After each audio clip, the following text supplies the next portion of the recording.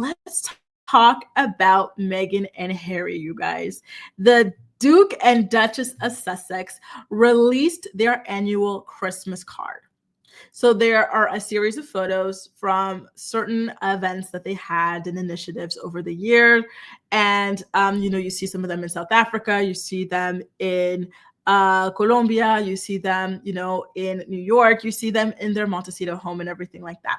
So that central photo that you see in the first row involves them hugging their children, Archie and Lily. They've got their dogs around them as well. And it has just sent the internet in a tailspin. And I will let you guess why. Okay. First of all, there are people out there who do not believe that these children exist, which I find to be very, very wild. But listen, it is the internet and it is home to all sorts of people.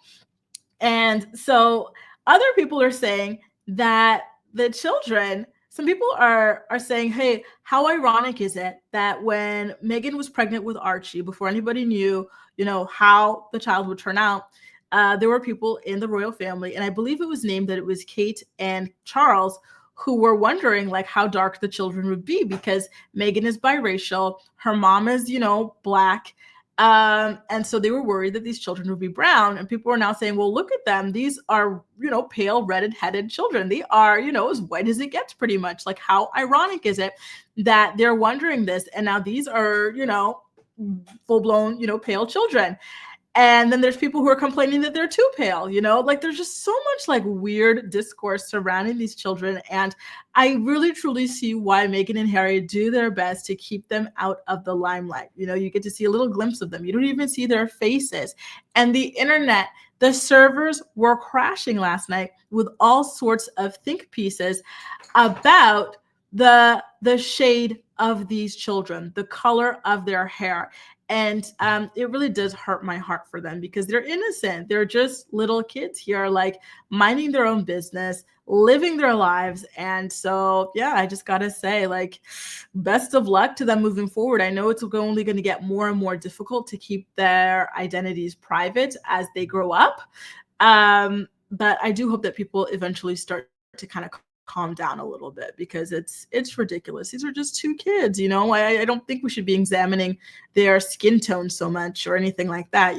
Obviously that was something that really bothered Harry and Meghan when she was pregnant with Archie, and it was a big catalyst for them just leaving the family behind and everything like that. So to see this play out like this on a global scale, I get the people saying it's ironic that they are now kind of complete, you wouldn't even know that they had a Black grandparent or a biracial mom.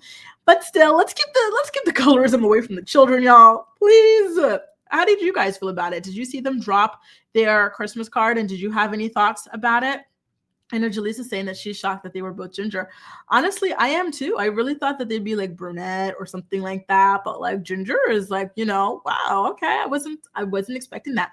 But I will say that I find that Black gingers or biracial gingers are so I think it's just such a cool mixture, especially when they have Afro texture hair. So when you see hair like this, or even kinkier, and it's ginger, I find that to be so cool and so beautiful, and then they'll have golden skin and stuff. I think they look really, really, beautiful and stuff. And, hopefully that's not offensive to say, but yeah, it's just so interesting, because it's such, I think it's considered a recessive gene, right? If you've got Black hair and you mix with someone who's got blonde hair or ginger hair, typically your darker hair is going to beat them out. Similar to if you've got darker eyes and someone's got lighter eyes, the darker eyes usually win. So to see that kind of win in this combination and stuff is very interesting nonetheless, for sure.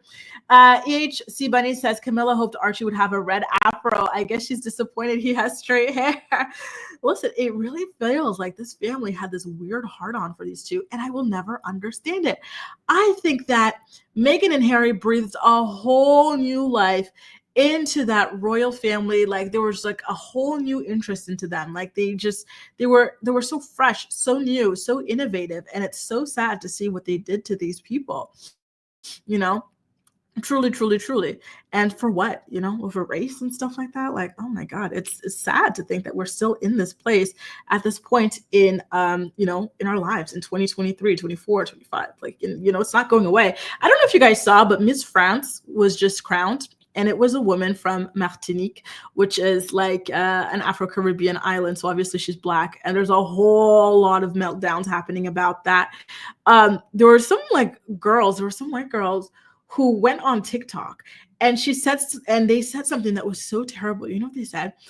She's got short black hair. She's got short hair, and she's Black. She's got 2 handicaps, and she still won Miss France. Like, how could she win? Like, this is terrible. Like, it was really nasty. It's scary the way that people still think in this day and age.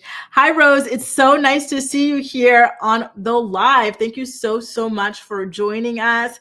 Yeah, but listen, he's ginger, but the mom, she's brunette, and then typically those genes are more dominant. So it's really interesting to see that ginger won fair and square, right? Very, very cool.